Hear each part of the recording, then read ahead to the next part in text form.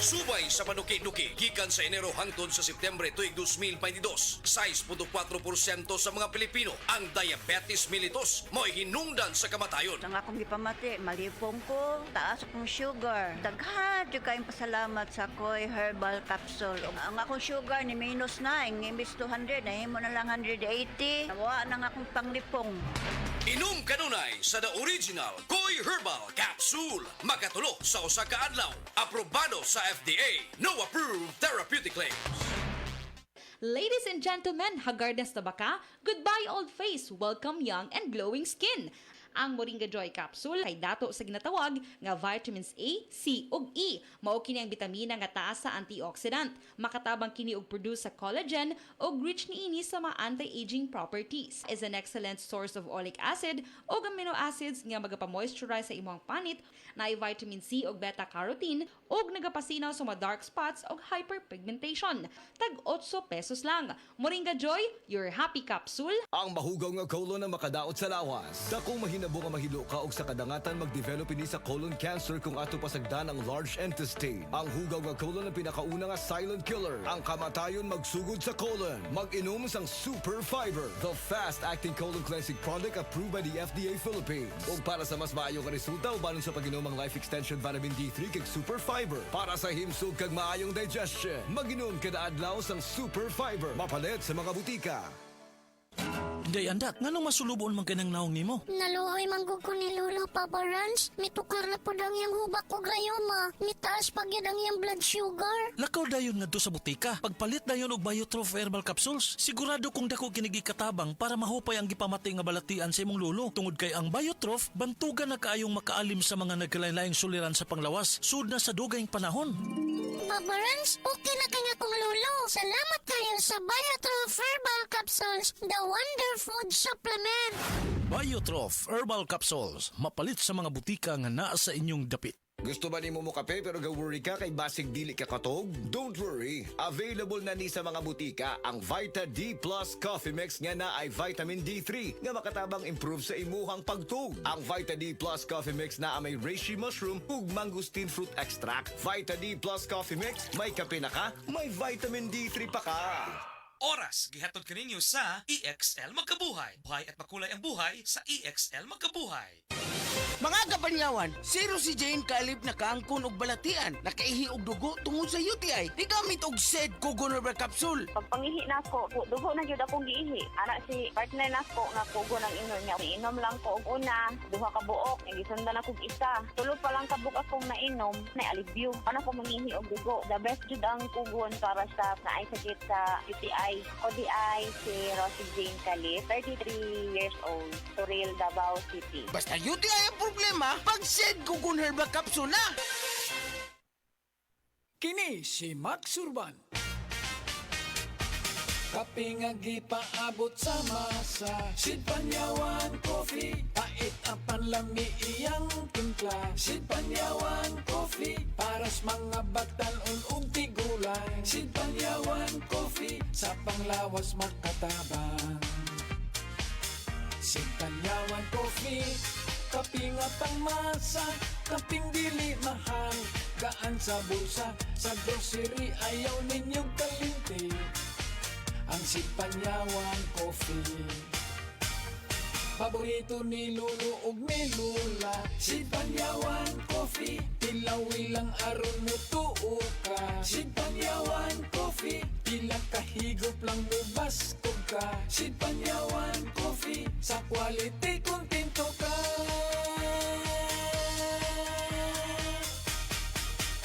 Produkto sa Sid Marketing Incorporated. Ania, ang usa sa mga nakasulay og naayo sa iBerry. Hello! Ako si Lourdes, usa ka fruit vendor. Naadi ay ko katarata. Ingon si Doc, ipa-opera na. 80,000, di ko oy, mahal kaayo. Nagsulay ko aning iBerry. Nawala ang panganod og blurred sa akong pananaw. Murag na ay mantika sa akong mata. Epektibo sad daw ni sa katiguangan. Sa dihang nag-iBerry ko. Wala na katong panganod sa akong mata. Ug wala madayon ang paopera. Salamat sa iBerry. iBerry mapalit sa Mercury, Rose Pharmacy o sa inyong mga suking butika. butika. Sa mga workaholic, epektibo ang atong Paragis Bila-Bila Herbal Coffee. Sama na lang ni Roland De La Cruz, nga taga Mati, Davao. Roland De La Cruz, sa Purok Isla, Barangay Central, Purok President. Anong ganahan man kay ka sa kape?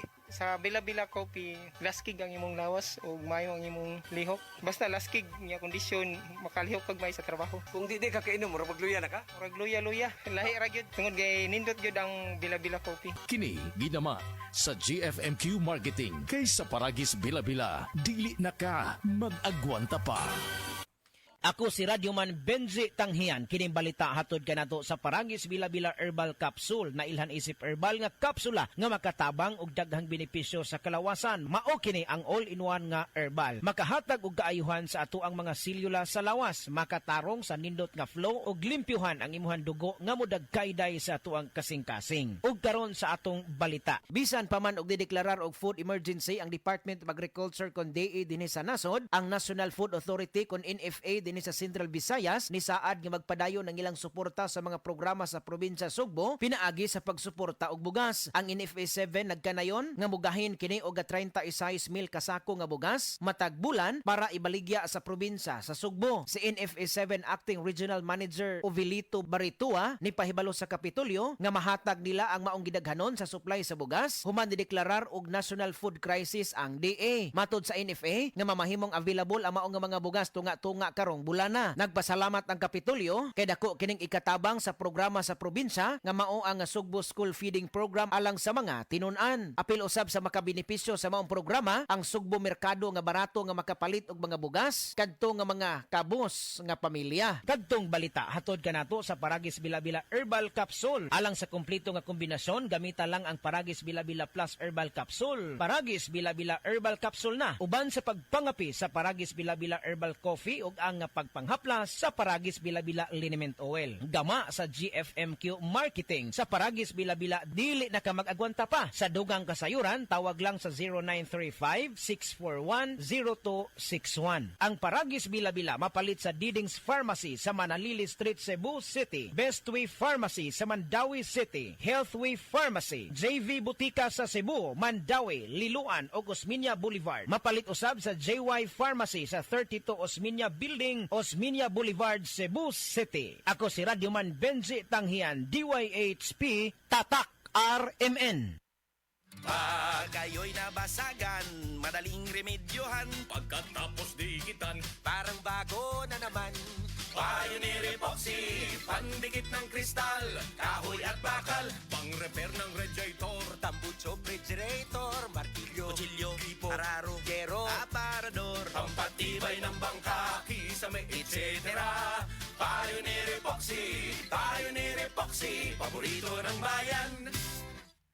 Mga igala, may adlaw ka natong tanan!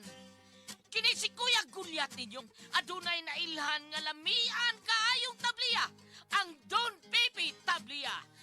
Sa kaumutong kalami, walay mudili, sa Don Pepe nga tabliya, kini mao'y paborito. Mag Don Pepe. Don Pepe Tabliya, sarap ni bay! Kung makatilaw ka, magpangita ka! Mahal, magtanim nga tayo ng puno dun sa may tore. Naku mahal, bawal daw magtanim ng mga puno doon. Pwedeng makaapekto yan sa dalin ng kuryente at magdulot ng brownout. Kanino mo naman nalaman ang mga yan? Hello po, ako si Linoy. Tama si Nanay. Kahit ang konting pagsabi lamang ng mga dahon o sanga ng puno sa linya ay maaari nang makaapekto sa dalin ng kuryente. Gusto niyo bang mawalan ng kuryente? Aba ayaw. Kapag nakakita ng ganitong gawain, i-report agad sa 0917-847-6427 o 0918-847-6427. Isang paalala mula sa NGCP.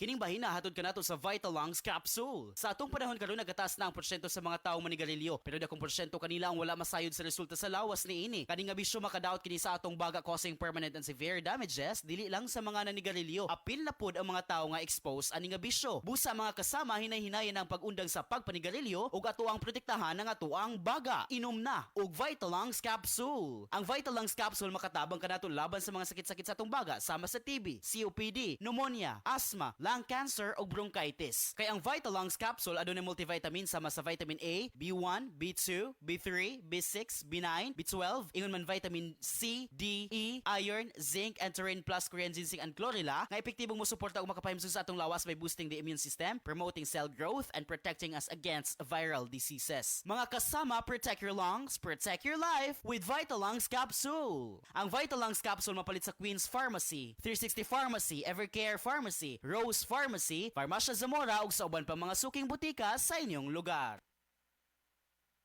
Hello girlies! Dalaga og minyo, permanente ba magsakit ang imong puson? Aduna ba kay menstrual cramps or dysmenorrhea? Ang Moringa Joy aduna kini 38 mg nga iron, 25 times ikumpara sa spinach nga makatabang nga mo revitalize sa blood loss during menstruation.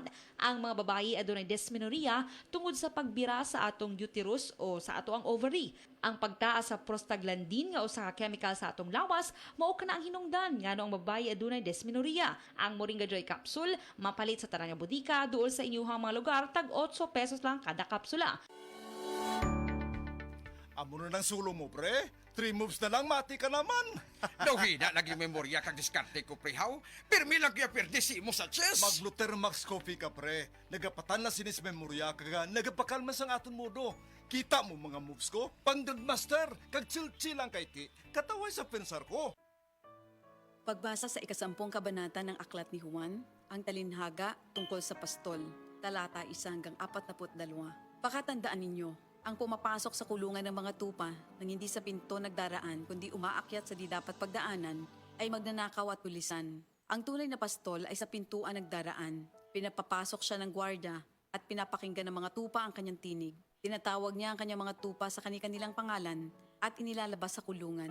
Kapag nailabas na, siya ay nangunguna sa kanila at sumusunod naman ang mga ito sapagkat kilala nila ang kanyang tinig. Hindi siya sumusunod sa iba kundi patakbong lumalayo sapagkat hindi nila kilala ang tinig ng iba. Sinabi ni Jesus, ang talinhagang ito, ngunit hindi nila nauunawaan ang ibig niyang sabihin.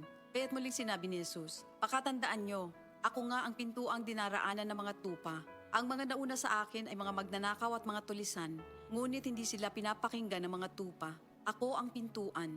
Ang sinumang pumapasok sa pamamagitan ko ay maliligtas. Papasok siya't lalabas at makakatagpo ng pastulan. Dumarating ang magnanakaw para lamang magnakaw, pumatay at manira. Naparito ako upang ang mga tupa ay magkaroon ng buhay, ng isang buhay na masagana at ganap. Ako ang mabuting pastol. Iniaalay ng mabuting pastol ang kanyang buhay para sa mga tupa. Ang bayaran ay tumatakas kapag may dumarating na asong gubat. Iniiwan niya ang mga tupa palibasa hindi siya pastol at hindi kanya ang mga ito. Kaya't sinusunggaban ng asong gubat ang mga ito at binubulabog. Tumatakas siya, palibasa ay bayaran lamang at walang malasakit sa mga tupa. Ako nga ang mabuting pastol, kung paanong kilala ako ng Ama at siya kilala ko, gayon din naman, kilala ko ang aking mga tupa at ako'y kilala nila. At iniaalay ko ang aking buhay para sa aking mga tupa. Mayroon akong iba pang mga tupa na wala pa sa kulungang ito. Kinakailangan sila'y ipasok ko rin at papakinggan naman nila ang aking tinig. Sa gayon magiging isa na lamang ang kawan at isa ang pastol. Dahil dito'y minamahal ako ng Ama sapagkat iniaalay ko ang aking buhay upang ito'y kunin kong muli. Walang makakakuha ng aking buhay kusa ko itong ibinibigay. Mayroon akong kapangyarihang ibigay ito at kuning muli. Ito ang utos na tinanggap ko sa aking Ama. Dahil sa mga pananalitang ito, hindi na naman nagkaisa ng palagay ang mga Hudyo. Marami sa kanila nagsabi, talaga sinasapian na ito ng demonyo at nababaliw. Bakit ba kayo nakikinig sa kanya? Sinabi naman ng iba, hindi nakakapagsalita ng gano'n ng isang sinasapian ng demonyo. Nakakapagpagaling ba ng bulag ang demonyo? Taglamig na noon at kasalukuyang ipinagdiriwang sa Jerusalem ang pista ng pagtatalaga ng templo. At habang naglalakad si Jesus sa templo, sa portiko ni Solomon, pinaligiran siya ng mga Hudyo at sinabi sa kanya, hanggang kailan mo ba kami lalagay sa alanganin? Kung ikaw nga ang Kristo, sabihin mo na ng tuwiran. At sumagot si Jesus, sinabi ko na sa inyo, ngunit ayaw ninyong maniwala. Ang mga ginagawa ko sa pangalan ng aking Ama ay nagpapatotoo tungkol sa akin. Ngunit ayaw ninyong maniwala sapagkat hindi kayo kabilang sa aking mga tupa. Nakikinig sa akin ng aking mga tupa. Nakikilala ko sila. Sumusunod sila sa akin. Binibigyan ko sila ng buhay na walang hanggan. Kailan may hindi sila mapapahamak at hindi sila maaagaw sa akin ninuman. Ang aking Ama na siyang nagbigay sa kanila, sa akin, ay lalong dakila sa lahat at hindi sila maaagaw ninuman sa aking Ama. Ako at ang Ama ay iisa. Ang mga pinuno ng mga Hudyo muling dumampot ng bato upang batuhin siya. Kaya't sinabi sa kanila ni Jesus, marami akong mabubuting gawang ipinakita sa inyo mula sa Ama. Alin ba sa mga ito ang dahilan at ako'y inyong gustong batuhin? Sumagot ang mga pinuno ng mga Hudyo. Hindi dahil sa mabubuting gawa kaya ka namin babatuhin, kundi dahil sa paglapastangan mo sa Diyos, sapagkat nagpapanggap kang Diyos, bagamat tao ka lamang. Tumugon si Jesus, di ba nasusulat sa inyong kautusan? Sinabi ko, mga Diyos kayo.